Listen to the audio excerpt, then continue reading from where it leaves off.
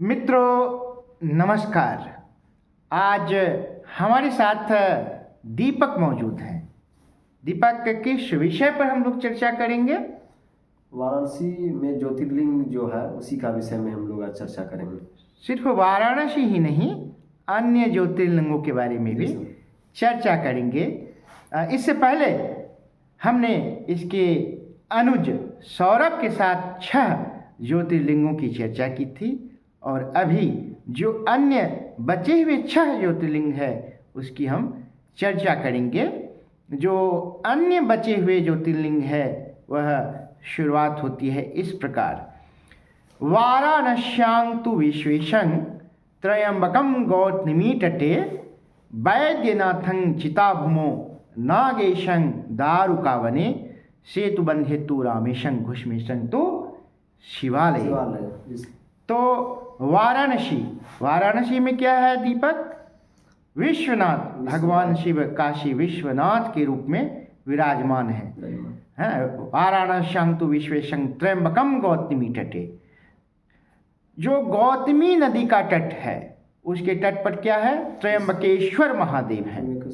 महादेव त्र्यंबकेश्वर के रूप में विराजमान है। यह जो गौतमी नदी है वह कहाँ है? वाराणसी में। गौतमी नदी नासिक से निकलती है और गौतमी को ही गोदावरी नदी कहते हैं, है ना? जी सर।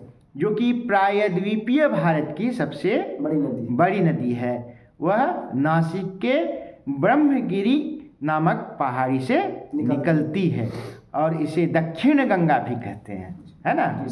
दक्षिण गंगा भी कहते हैं। दक्षिण की गंगा कावेरी को कहते हैं, लेकिन अगर दक्षिण गंगा कहेंगे तो वह गोदावरी में ब्रह्मगिरी पहाड़ी त्र्यंबकेश्वर गांव है ना?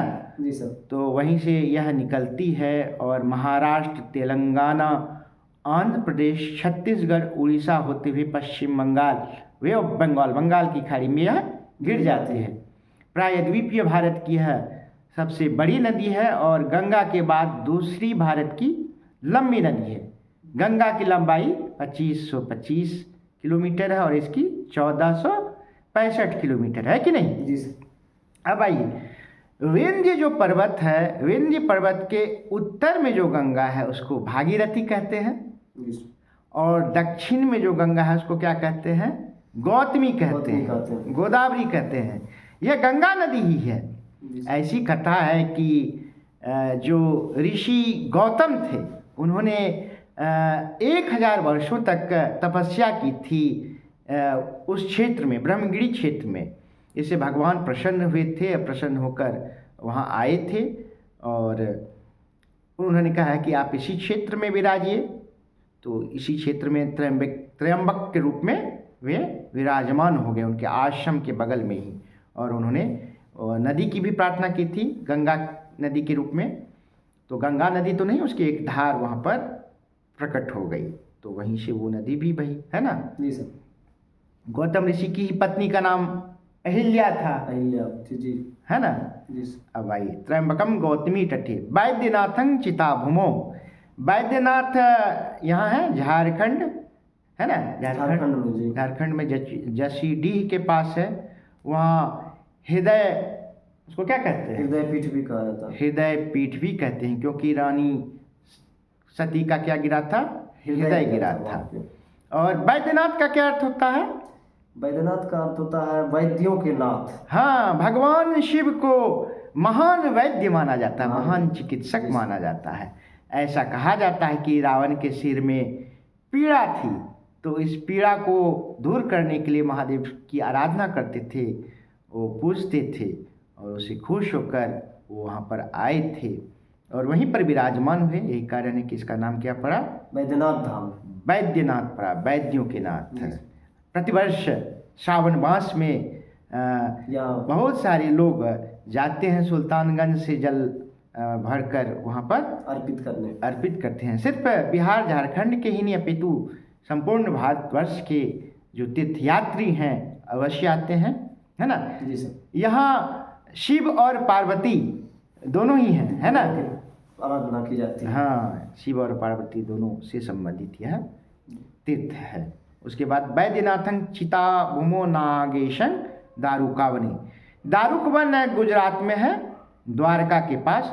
दारुक नामक एक राक्षस था और एक वैश्य था, उसका नाम था सुप्रिय, जो भगवान महादेव की पूजा आराधना करते रहता था, उसमें लीन रहता था, भगवान शिव का अनन्य भक्त था। इससे वो दारुक राक्षस को काफ़ी चिढ़ होती थी।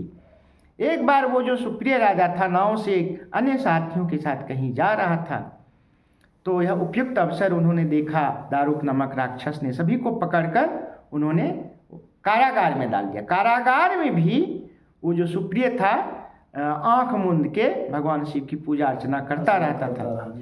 तो एक समय वो ध्यानस्थ थे, तो दारुक ने कहा कि अरे क्यों आंख बंद के किए हुए हो? क्या तुम हमारे विरुद्ध कोई षड्यंत्र सोच रहे हो, कोई उपद्रव करना चाहते हो? कोई जवाब नहीं मिला। ऐसे बहुत क्रोध हुआ उन्हें। उन्होंने अपने अनुयायियों को कहा कि मार डालो सभी लोगों को। जैसे ही वह मारने के लिए उसके अनुयायी दौड़े तो भगवान शिव वहीं पर सिंहासन रखा हुआ था, उसमें ज्योतिर्लिंग के रूप में प्रकट हुए और उसको सुप्रिय को क्या दिया?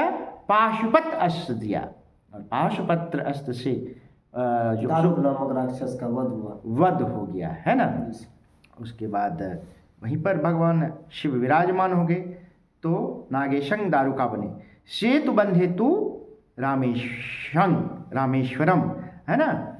रामेश्वरम जो तमिलनाडु में है, वहाँ पर भगवान राम श्रीलंका जाने हेतु क्या बनाए थे?